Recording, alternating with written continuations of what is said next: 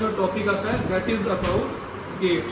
ठीक है, गेट के अंदर क्या है, गेट का मतलब है टर्म स्टांस, स्टांस या फिर वंस वे और पैटर्न ऑफ मूवमेंट। ठीक है, किस तरीके से कोई सब्जेक्ट या कोई पर्सन चलता है, दैट इज गेट। और किस तरह से वो स्टैंड करता है, खड़े होता है। ठीक है, खड़े होकर वो इधर उधर स्ट्रेस तो नहीं कर रहा, स्वे तो नहीं कर रहा, घूम तो नहीं रहा। ठीक है, तो वो सब चीज़ें हम इसके अंदर चेक करते हैं। ठीक है, मतलब मैनर और style, that is pattern of walking. जो नॉर्मल होता है हमारा जो बाइक स्टांस है, हम दो पैरों पे खड़े होते हैं, इसके अंदर बहुत सारे हमारे रिसेप्टर्स काम करते हैं।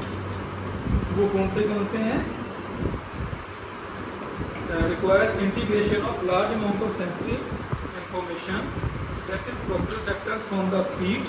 ठीक है, हमारे फीट से, फ्रॉम द लेग्स, हमारी जो ट्रंक है, जो हमारी बैक है, ओके, नेक मसल्स एंड हमारे जो जॉइंट्स हैं, वो सारे इसमें इन्वॉल्व होते हैं।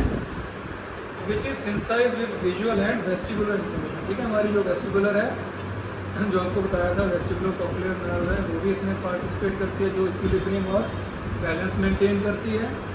और दूसरी हमारी जो है विजुअल, ठीक है, ऑप्टिक नर्व भी इसमें काम करती है, जो हम देखते हैं, हम ऑब्जर्व करते हैं कि किस तरफ को चलना है, कितना स्टेप लेना है, वो सारा डिसाइड होता है। ओके, तो ये वाला भी हमारा नर्वस सिस्टम भी इसमें हेल्प करता है।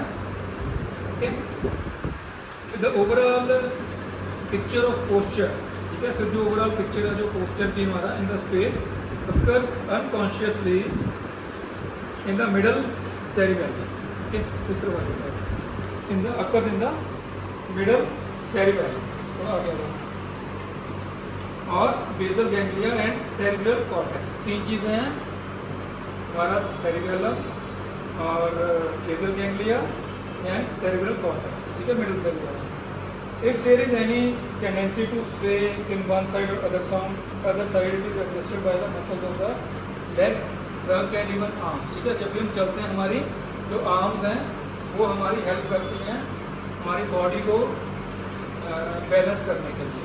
ठीक है, हम जब खड़े हैं, हम इधर उधर स्वे तो नहीं कर रहे हैं। ठीक है, कई लोगों को चक्कर आते हैं। ठीक है, वो अलग अलग पार्ट्स इन्वॉल्व होते हैं। ठीक है, फिर वो कौन सी बीमारी है वो हम चेक कर सकते हैं। Above it is evident that the stance and the gait may be affected by variety of neurological conditions. तो इसके लिए एग्जामिन करने के लिए हम क्या करेंगे, हम जॉइंट्स की और बोन्स की डिजीजेस को भी चेक करेंगे कि कहीं जॉइंट्स तो नहीं खराब हुआ, बोन्स में तो कोई वीकनेस नहीं है, and the legs and the feet should be exposed. ठीक है, तो हम लेग्स को, फीट को, ठीक है, बेसिकली हमारा जो सेंटर वाला पोर्शन है, ठीक है, आर्म्स को भी चेक कर सकते हैं, जॉइंट्स को, बट वो हमारे चलने फिरने में इतनी ज़्यादा इम्पोर्टेंट नहीं है, बैलेंस में हेल्प जरूर करते हैं। ठीक है, हम बेसिकली जो नी जॉइंट्स हैं, आपके हिप जॉइंट्स हैं और फीट के एंकल जॉइंट्स हैं, वो सब हम चेक करेंगे कि वो नॉर्मल है या उसमें कोई प्रॉब्लम तो नहीं। फिर हम गेट को चेक करेंगे। ठीक है, कि पेशेंट किस तरह से चल रहा है। अलग अलग तरह की गेट्स होती हैं, अलग अलग तरह की बीमारियों के अंदर। ओके, तो इसके अंदर क्या करेंगे, सबसे पहली आती है आपकी spastic gait. Patient walks on a narrow base since the knee can not be flexed and the foot can not be properly lifted off the ground and he drags his foot on the ground, tends to describe a semi circle with the scented legs and toes scraping the ground.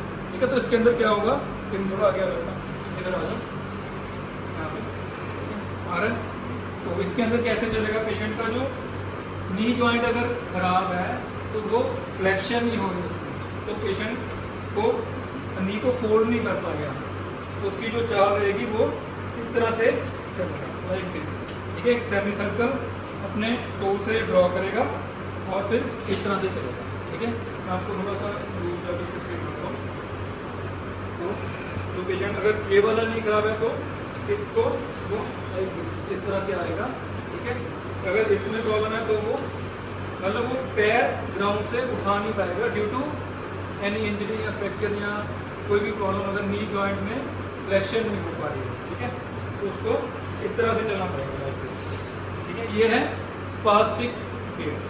Second type की gate जो आती है that is stamping gate. इसके अंदर क्या है, patient refers each foot suddenly and brings it down on the ground with the thumb. It is seen in ataxia. ये ataxia में होता है जो स्टैंपिंग गेट है। स्टैंप जैसे हम लगाते हैं ना, लाइक भी वैसे हम स्टैंप यूज करते हैं। तो इसके अंदर पेशेंट क्या करेगा, पैर को उठाएगा एकदम से इस तरह से, ठीक है, लाइक दिस, ओके। इस तरह से पेशेंट चलेगा। This is stamping gait, okay. इसके अंदर एटेक्सिया होता है, ये कॉमन हमें दिखने को मिलती है टेज डोर्सालिस जो डिजीज है उसके अंदर हमें ये दिखाई देती है। He may be quite steady as long as he sees the ground and position of his feet, ठीक है। पेशेंट आईज क्लोज करके नहीं चल पाएगा इस तरह की गेट में। फिर जो तीसरी टाइप की गेट आती है दैट इज ड्रंकन गेट। वो अगर कोई ब्रेन के अंदर इंजरी है, ठीक है, तो इसके अंदर पेशेंट इधर उधर स्वे करेगा और जिगजैग पैटर्न में जाएगा, okay. This ataxic gait is seen in cerebellar lesion. Cerebellum में अगर लीजन है, the patient walks on a broad base with the feet apart. The gait is clumsy and zigzag like a gait of a drunkard. Ataxia is equally severe whether the eyes are closed or open, ठीक है, चाहे आंखें बंद हो चाहे खुली हो, ठीक है। तो पेशेंट जो है इस तरह से चलेगा, ठीक है, जो जैसे कोई अल्कोहल के इन्फ्लुएंस में चलता है उस तरह से। तो नेक्स्ट जो गेट आती है दैट इज फेस्टिनेंट गेट। इसके अंदर क्या होता है, ये पार्किंसन डिजीज में दिखाई देती है। इसके अंदर छोटे छोटे स्टेप्स पेशेंट लेता है, बिल्कुल छोटे छोटे लाइक दिस, ठीक है। अगर हम पेशेंट को थोड़ा सा पुश करते हैं तो वो अपने आप को रोक नहीं पाता, ठीक है। फिर वो एकदम से इस तरह से हो जाएगा, ठीक है, उसको कंट्रोल करना मुश्किल हो जाएगा। This is festinant gait. अगर हम पीछे को मूव करेंगे तो वो पीछे को मे भी वो गिर जाए, डिपेंड करेगा, ठीक है। वो अपने आप को कंट्रोल नहीं करता और स्टेप्स जो होंगे उसके छोटे छोटे स्टेप्स। ये बहुत कॉमन है, ये पार्किंसन डिजीज़ में देखने को मिलती है।